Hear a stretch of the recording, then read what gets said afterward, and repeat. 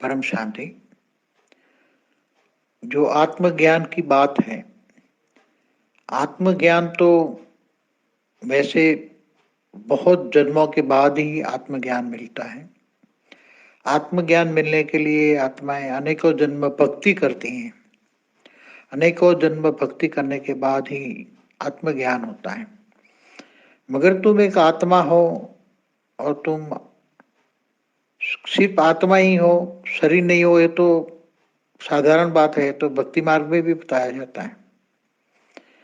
मगर आत्मस्वरूप की अनुभूति करना, कि जो भक्ति मार्ग वाले चैतन्य शक्ति कहते हैं कि चैतन्य, तुम चैतन्य हो, तो आत्मस्वरूप की अनुभूति करने के लिए अंतर्मुखी सदा सुखी कहते हैं, तो अंतर्मुखी बनना पड़ता है।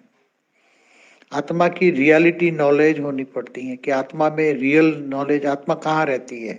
आत्मा कोई अलग अलग जगह पे बताते हैं भक्ति मार्ग वाले कि आत्मा दिल में रहती है, कोई कहता है आत्मा अलग अलग जगह रहती है। तो आत्मा तो परफेक्टली कहाँ रहती है कि आत्मस्वरूप की तीसरा नेत्र जो खोलते हैं तो आत्मस्वरूप की अनुभूति कराने के लिए कोशिश करते हैं, मगर वो तीसरा नेत्र की बात करते हैं, कोई आत्मज्ञान की बात नहीं करते। और वो कोई आत्मा तो पड़ी हुई है, आत्मा को कोई मतलब रियलिटी है, आत्मा है, उनको ढूंढना है, आत्मस्वरूप की अनुभूति करना है। आत्माओं पर जो आवरण लगे हैं उनको हटाना है, तो अंतर्मुखी बनना है। तो आत्माओं पर जो आवरण लगे हैं, तो आत्मा के आवरणों को कैसे लगाओगे। बहिर्मुखी है आत्मा, मनुष्य बन गए, आत्मा एक जीव बन गए, जीव मनुष्य आत्मा बन गए, तो उनके ऊपर जितने आवरण है, आवरण माना कर्मों का बोझ, कर्मों का हिसाब किताब, उसको आवरण कहेंगे। तो उसको हटाने के लिए ऐसी आत्मा क्या पुरुषार्थ कर सकती है, क्या क्षण भर में आत्मस्वरूप की अनुभूति कर सकती है।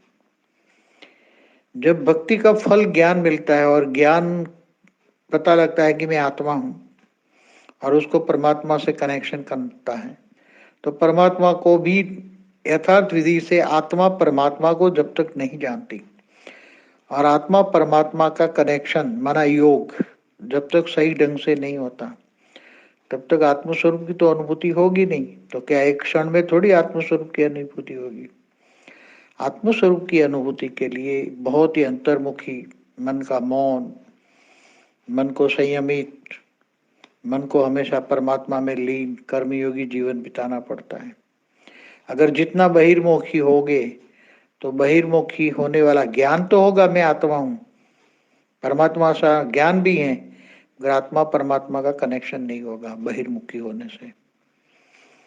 इसलिए अंतर्मुखी सदा सुखी कहते हैं भक्ति मार्ग में, ये शब्द है अंतर्मुखी। अंतर माना अंतर्मुखी बनना, अपने आत्मस्वरूप की अनुभूति करना, आत्मा को देखना और आत्मस्वरूप की अनुभूति करना, इसको अंतर्मुखी कहते हैं। कई लोग कहते हैं मन, मन को ढूंढो, मन अपना मन, मन कहे जो करो। मन और आत्मा में बहुत फर्क है, आत्मस्वरूप की अनुभूति और मन में बहुत फर्क है।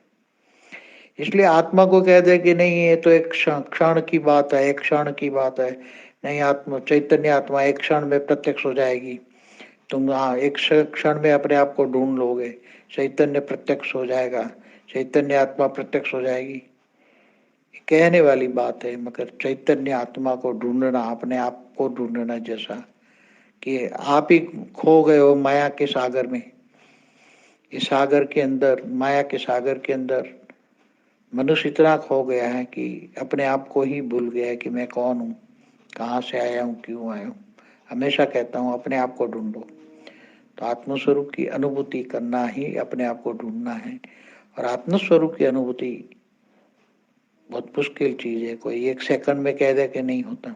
मगर हाँ, कराने वाला जब परमात्मा से कनेक्शन हो जाए, परमात्मा से बहुत कनेक्शन हो जाए, तो परमात्मा चाहे तो आत्मा को एक सेकंड के अंदर उसको पावर डाल के, उसको रेत डाल के उसके आवरण को हटा सकता है।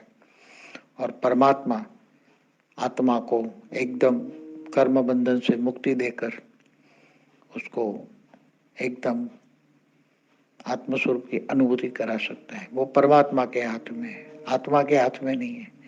मगर वो स्टेज लाने के लिए परमात्मा से बहुत लवली स्टेज चाहिए, प्यार चाहिए, उससे पावर लेने की शक्ति चाहिए। परमात्मा से प्यार ही पावर है।